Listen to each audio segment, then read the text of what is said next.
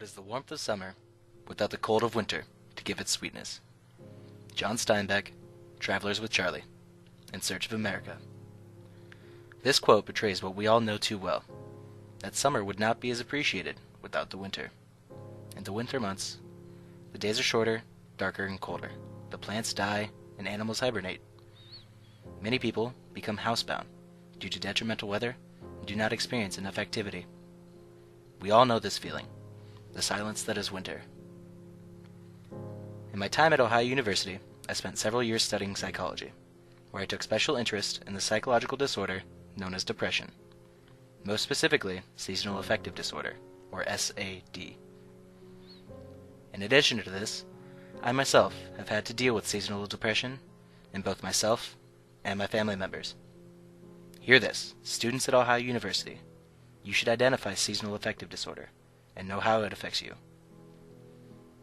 This is when you should stop, take a look at yourself to identify SAD, and be aware what you can do to dig yourself out of the winter, and identify when you or someone else is at risk of suicide. Winter is coming, and you need to know what to look for. Seasonal affective disorder has the typical symptoms associated with depression, but are atypical to the individual. In a 2012 article on MedicineNet, it stated that the basic symptoms of SAD coincide with those standard with depression, but only occur to individuals in fall or winter seasons.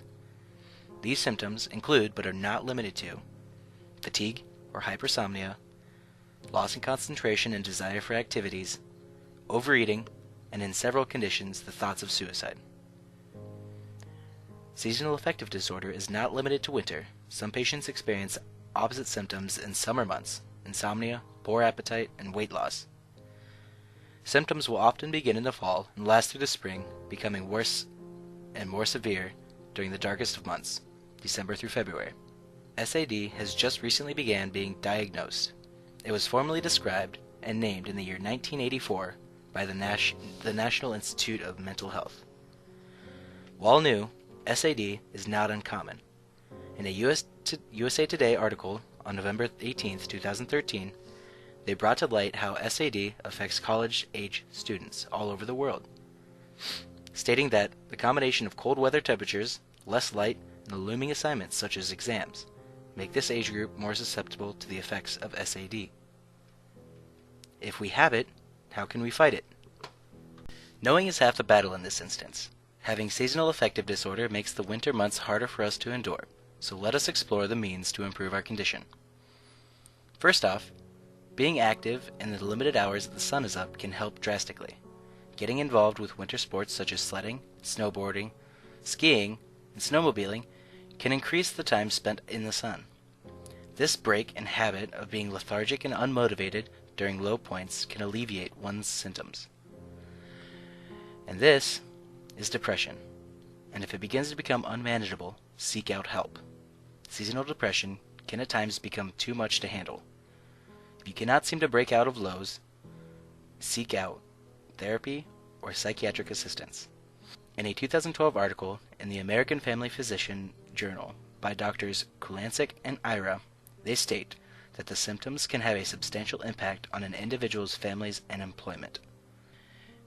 If these do not improve your symptoms, and your next choice is to turn to alcohol for comfort, or your thoughts begin to worsen or become darker, please seek out a doctor.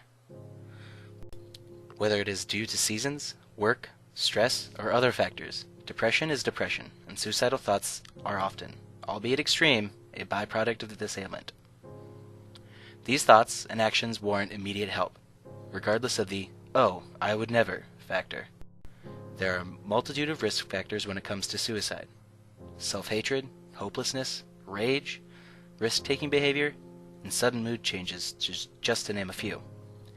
Being aware of these can often help you identify the warning signs of suicidal actions, which include someone looking or talking of ways to harm themselves, withdrawing from friends and family, increased alcohol or drug use. The American Foundation for Suicide Prevention puts the idea like this: a person who is thinking about suicide may do so directly, or, more commonly, they may say things that can be more indirect, such as, "I can't see a way out of this. Again, if any of these thoughts become prevalent, seek help immediately. There are many places to seek help, such as confiding in doctors, friends, or families, or other professionals such as teachers or bosses. And if you do not feel comfortable reaching out to someone personal, remember this: there's always the suicide hotline, where someone will be willing to talk you through things. While this seems like an extreme, seasonal affective disorder can lead to this if left unchecked or unidentified. You can now see how seasonal affective disorder manifests, what you can do to help with the symptoms, and what to watch for if seasonal depression gets out of hand. As students, you should be able to identify seasonal affective disorder and know what it means and what it can lead to. With mental illness on the rise in the United States, it is time we start to take on the disorders that we can and not let seasonal affective disorder cripple us during the darkest days of the year.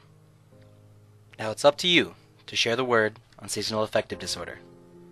Share this video with your friends and family and help them and let them help you when it comes to managing your stress and your life choices during the winter months. And for all else, go out there and enjoy the sun when you can.